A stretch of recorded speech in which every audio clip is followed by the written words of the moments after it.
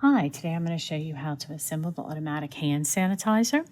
You can pick up one of these kits through the window, or you can come into North Regional Library, part of the Lafayette Public Library system. So in your drawer, you will find a sensor that is soldered to a resistor and a transformer that's going to act like a little switch. There will also be 2 wires that will allow you to add power to this assembly. Also soldered to this assembly is a white 6-volt submersible pump. In pre-COVID times, you would be able to come in and use a soldering iron and solder this yourself, but we're still operating under COVID restrictions. So for now, I have pre-soldered it for you. Eventually, we will be opening the makerspace back up, and you can come in and learn how to solder at the North Regional Library makerspace. There is also a piece of black heat shrink tubing, as well as a piece of white double-sided tape, a piece of clear plastic tubing, and 2 coin cell batteries. And you'll notice that there is a plus marking on the front, and the other side doesn't have any markings at all. That's a negative side. So to start with, you are going to take the sensor and thread it through the hole that's drilled or cut on the top of the lid.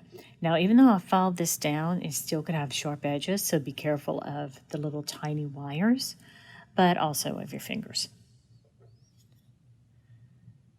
So very carefully thread this assembly through the hole in the top. If it doesn't fit sideways, you can turn it diagonally, and it should just go right through the top of the jar. Like that. To the pump, you're going to add the tubing. Just stick it right on. And then from the other end of the pump, you're also going to thread through the hole in the top of the jar lid. Okay, then you could put the pump into the jar.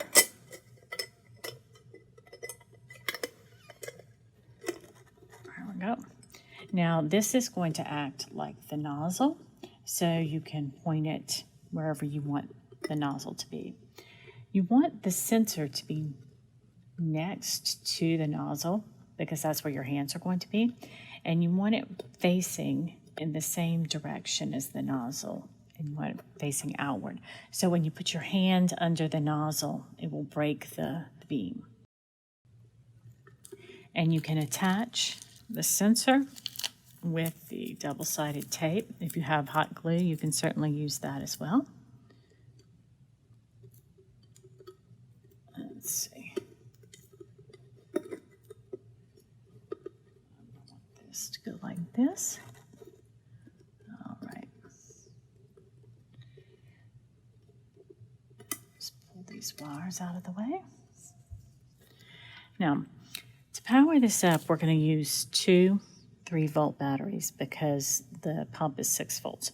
So you put the plus sign next to the negative and layer the batteries like this. The wire that is attached to where it says VCC, the very first one on the sensor, goes on the top, connected to the plus, and the bottom one, or the other wire, goes on the bottom. When you hold them together, you should see a little orange light come on the sensor. If you put your hand in front of the 2 lights, you should see both lights light and hear the motor. So once you know that it's working, you could slip on the heat shrink tubing, add heat, and it will stay together. Okay, now your automatic hand sanitizer is completed.